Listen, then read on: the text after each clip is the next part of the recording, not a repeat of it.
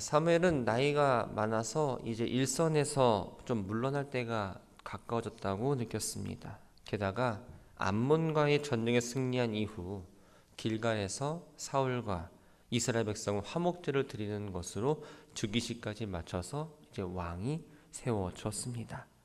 자연스럽게 사무엘은 직무를 내려놓게 되죠. 사무엘의 직무를 내려놓으면서 사사 시대는 끝나고 새로운 왕정 시대가 시작됩니다. 오늘 본문은 사무엘이 사사로서 전하는 마지막 고별 설교입니다. 1절을 보면 너희가 내게 한 말을 내가 다 듣고 너희 위에 왕을 세웠다라고 말합니다. 이스라엘 장로들이 사무엘을 찾아와서 다른 나라처럼 왕을 요구했습니다. 사실 사무엘은 그게 마음에 들지 않았지만 하나님께 기도했고 하나님은 그들의 이야기를 들어주시며 왕을 세우라고 말씀하셨죠. 그런데 사무엘이 설교를 시작하면서 이 말을 한 이유가 있습니다. 왕으로부터 백성들이 고통을 겪게 된다면 그 책임은 그 왕을 세운 하나님도 아니고 도와준 사무엘도 아니고 백성들이 왕을 구한 죄에 있다는 사실을 먼저 알려주기 위해서였습니다. 2절을 보면 왕이 너희 앞에 출입했다. 사무엘이 어려서부터 오늘까지 너희 앞에 출입했다라는 표현이 나옵니다. 출입하다, 우리가 아는 한자어처럼 드나드는 것을 말하는 게 아닙니다. 출입했다 해당하는 이 할라크라는 단어는 걷다, 행동하다, 이끌다라는 의미가 있습니다.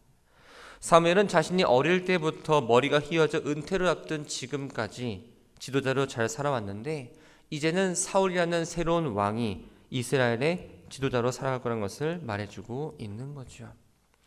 이스라엘의 왕이 세워지기 전까지 사사는 사법권과 행정권을 동시에 갖는 지도자였습니다.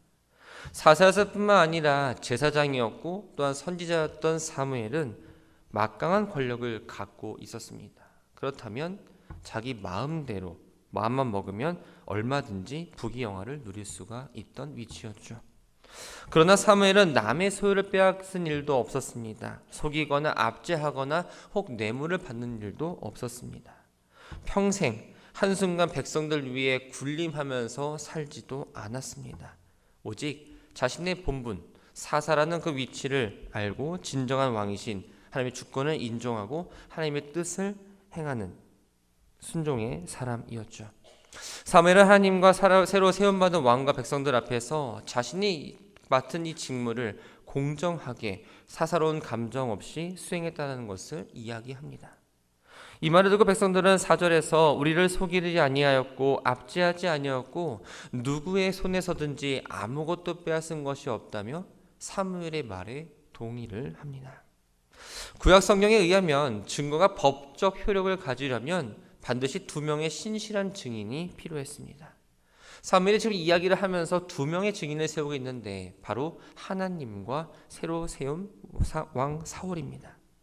하나님은 하늘을 대표하고 사울은 땅을 대표하는 증인입니다. 자신의 그 결백함을 백성들이 동의했다는 것을 인정하는 확실한 2 증인이었던 거죠. 사실 사무엘은 이스라엘 백성이 하나님의 다스림이 만족하지 못하고 기어이 왕을 세운 것에 대해서 여전히 불편한 마음을 갖고 있었습니다. 그래서 하나님이 이스라엘에게 은혜를 베푸셨던 것을 기억하게 하면서 이스라엘의 한 이 행동이 잘못된 것이라고 꼬집고 이야기합니다. 이스라엘 백성이 애굽에서 종살이할 때 하나님은 그들의 부르짖음을 들으셨습니다. 그저 듣기만 하신 게 아니었죠. 모세와 아론을 통해서 이스라엘을 구원하셨습니다. 그리고 적과 꿀이 흐르는 가나안 땅으로 이스라엘 백성들을 인도하게 하십니다. 그런데 이스라엘 백성은 그들을 사랑하셔서 가장 선한 것을 예비하시고 부어주시는 그 하나님의 사랑을 느끼고 받았음에도 불구하고 하나님을 잊고 이방신을 섬기며 살아갑니다. 이때 하나님은 이스라엘을 이방 민족의 손에 넘기셔서 그들을 고통당하게 하셨지요. 불순종에 대한 심판을 내리셨던 겁니다. 그래서 야빈에게는 20년, 블레셋에게는 40년, 모압왕 에글론에게는 18년 시간 동안 지배를 받게 합니다. 이스라엘은 이방 민족의 침략과 압제 속에서 하나님께 부르짖으며 바알과 아스다롯을 섬긴 것에 대해서 뉘우치고 다시 하나님만을 섬기겠다라고 이야기합니다. 하나님은 이런 이스라엘의 부르짖음에 또 외면하지 않으셨습니다. 11절을 보면 하나님이 보내신 사사들의 이름이 나옵니다. 바알 신상을 파괴한 일로 여룻발이라는 별명이 붙은 기드온, 또 베다는 드보라와 함께 가나안 왕 야빈을 물리친 바로 바락을 말합니다. 또 요단 동편에서 블레셋과 함께 암몬 족속을 물리친 입다, 그리고 마지막으로 사무엘입니다. 하나님은 이스라엘의 왕으로서 사사들을 보내서 이스라엘을 구원해 주셨습니다. 그리고 이들이 안전하게 살아갈 수 있도록 늘 이스라엘을 보호하십니다. 단 한 번도 하나님께서 백성들을 향한 그 사랑에 대한 신실함을 놓친 적이 없으셨죠. 언제나 하나님을 배반하는 쪽은 바로 연약한 인간이었습니다.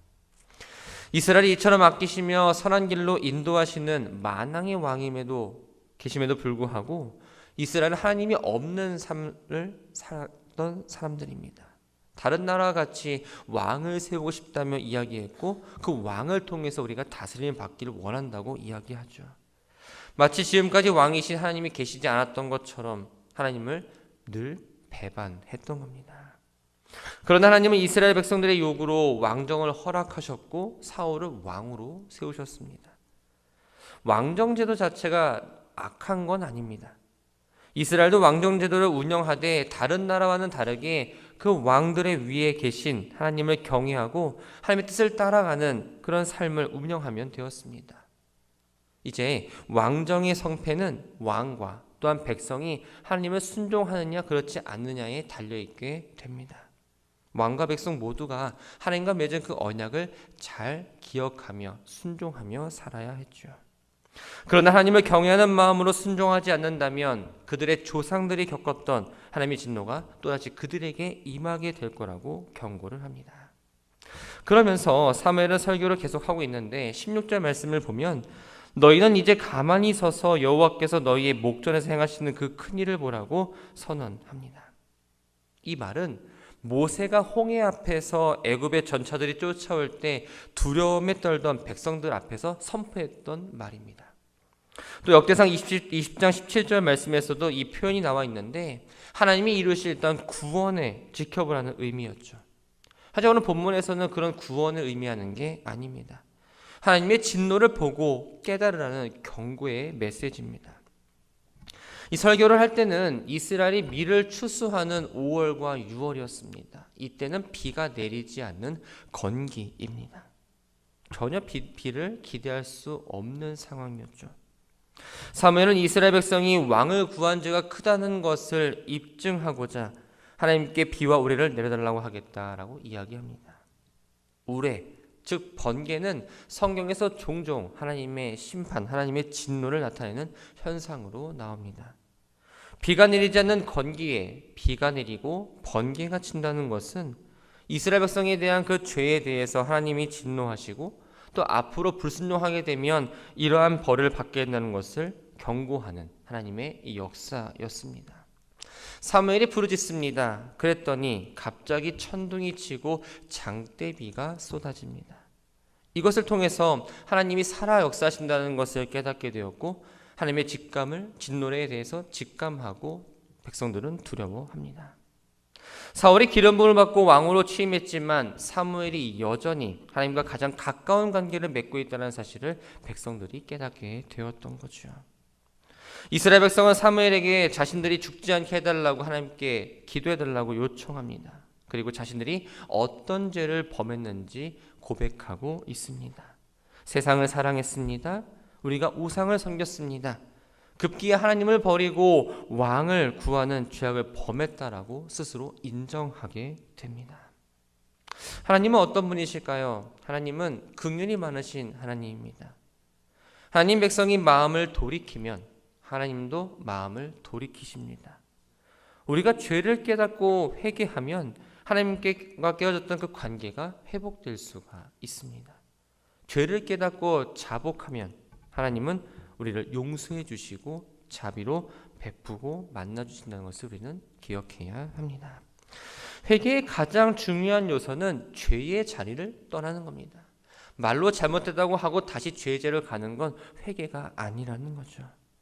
하나님은 백성이 완악하여 배반했지만 왕정을 허락하셨습니다. 단지 백성들의 성화에 못 이겨서 귀찮아서 그것을 허락하신 게 아닙니다. 그들의 의견을 수용하면서 왕의 지도에 따라 하나님을 잘 섬길 수 있도록 또다시 하나님께서 기회를 주신 거였던 거죠. 사무엘은 두려움이 쌓인 백성들을 향해서 두려워하지 말라라고 이야기합니다. 그리고 하나님을 경외하고 신실하게 섬기며 하나님 말씀에 순종하라고 다시 한번 권면합니다. 그리고는 21절, 유익하게도 못하며 구원하지도 못하는 헛된 것을 따르지 말라라고 경고합니다. 이 유익하다라는 단어는 어떤 방면에서 소득이나 이득을 가져다 주는 걸 말합니다. 구원하다라는 말은 어떤 위기에 처했을 때 도움의 손길을 베푸는 것을 말하죠. 이방인들은 자신들이 믿는 그 우상이 유익을 주고 또 자신들을 구원한다라고 생각을 했습니다. 그러나 사무엘은 이 우상이 어떤 것이든지 나의 모든 것을 충족할 수 없다라며 헛된 거라고 강력하게 이야기합니다. 사실 이방인들의 기류와는 달리 이스라엘의 우상 숭배는 오히려 재난과 영적 타락을 가져다 주는 문제일 뿐이었습니다. 하나님은 과거 이스라엘과 언약을 맺으시고 자기 백성을 삼으셨습니다. 하나님은 자신의 백성에 대해서 또한 자신이 맺은 언약에 대해서는 신실하게 지키시는 분이십니다. 하나님은 한 번 택하신 자기 백성을 결단코 포기하지 아니하시고 다 구원하실 거라고 이야기합니다. 사울이 이스라엘 왕으로 세웠지만 사무엘의 역할이 이제 모두 끝난 건 아니었습니다. 아직도 해야 할 일이 남아 있었습니다. 선하고 의로운 길을 백성들에게 가르치는 일입니다. 또 백성들을 위해서 왕을 위해서 기도하는 일이었지요. 사무엘도 이제부터가 중요하다는 걸 알았습니다. 그래서 그들을 위한 기도를 멈추지 않겠다라고 약속합니다. 마지막으로 하나님께서 이스라엘 백성을 위해 행하셨던 그 구원 사역을 잊지 말라고 당부하면서 하나님이 바로 이스라엘 구원하시는 진정한 왕이시니 그 하나님을 섬기라고 명령합니다. 만약 하나님이 행하신 일을 망각하고 우상 숭배 등 악을 행한다면 왕과 백성이 함께 멸망당할 거라고 경고하며 오늘의 말씀을 마무리하죠. 비록 이스라엘의 왕정 체제가 시작되었지만 여전히 이스라엘 다스리고 이끌어 가시는 분은 사람이 아니라 하나님이라는 것을 말하며 말씀을 마무리합니다. 말씀을 정리합니다. 하나님의 관심은 무엇일까요? 하나님 백성이 하나님 백성답게 살아가는 겁니다. 그러나 하나님 백성이라 말하는 이스라엘은 자신들의 삶의 안락함만을 추구하며 살았습니다. 하나님이 이스라엘 백성들을 신실하게 이끄시고 보호해 주셨음에도 불구하고 이들은 인간 왕을 세워달라고 이야기합니다. 하나님께 불충한 죄를 용서받고 하나님과 바른 관계를 정립할 필요가 있었지요. 그래서 사무엘은 사사로서 마지막 하는 설교를 통해 이스라엘 백성들의 죄를 이야기했습니다. 이스라엘 향한 사무엘의 지적은 오늘을 살아가는 우리들에게도 동일하게 다가옵니다. 나는 하나님을 믿는 자답게 살아가고 있는가? 나는 하나님과의 관계를 중요시하고 있는가? 아니면 현실의 안락함만을 만족하며 주저하고 있지는 않은가입니다. 예수님 우리에게 가장 중요한 것이 하나님의 나라와 그 의를 구하는 거라고 말씀하셨습니다. 하나님과의 관계가 올바르게 세워지면 공중의 새를 먹이시고 들풀도 입히시는 하나님이 우리를 돌보신다라고 말씀을 통해 가르쳐 주십니다. 오늘날 우리는 질병과 전쟁 등 경제가 어렵고 여러 가지 어렵다는 일들을 얘기를 많이 하며 살아갑니다. 사는 게 힘들지만 우리가 안락하게 또 평안을 가지고 살아갈 수 있는 이유는 하나님의 인도와 보호하심 때문에 가능한 일입니다. 돈과 권력, 세상 사람들은 그것을 가장 최고로 삼고 있지만 그것이 주인은 아니라는 거죠. 하나님이 왕되심을 고백하며 하나님과의 관계가 올바르게 유지되어서 그 다스림의 통치를 받는 것에 만족하고 기뻐해야 합니다. 혹 하나님과 관계가 어그러졌다면 그 관계를 다시 회복할 수 있는 성도 되기를 주님의 이름으로 부탁드립니다. 사무엘의 골배 설교에서 가장 중요한 내용은 우리의 삶 가운데에 두 가지 길에 놓여 있다는 겁니다. 하나는 순종의 길이고 하나는 불순종의 길입니다. 사무엘은 이스라엘 백성이 하나님을 배반하지 않기를 간절히 원했습니다. 하지만 이스라엘은 하나님을 반복해서 거역해온 백성들이었죠. 그래서 사무엘은 이스라엘 불순종을 지적하면서 하나님을 배반했을 때 경험했던 그 상황들을 잊지 말라고 경고합니다. 우리도 하나님께 불순종하는 사람들의 결말이 어떤지를 잘 알고 있습니다. 그런데 알면서도 우리의 고집을 내려놓지 못하고 그 길을 같이 따라갑니다. 그 결과 원하지 않았던 고난과 시련을 경험하게 되지요.